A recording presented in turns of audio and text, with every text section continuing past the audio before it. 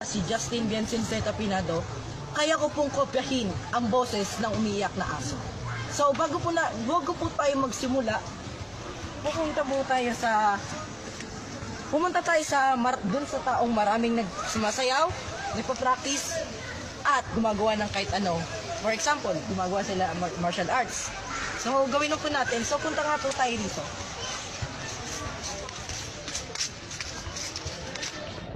Magtatago ako para ma-interact sila. Saka na ako magpapakita pag nagsiling muna na sila.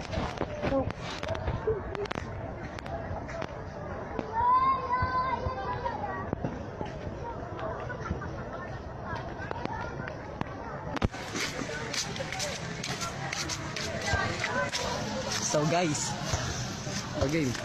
sisimulan ko na at maghahasik na ako ng lagim. Sige boss.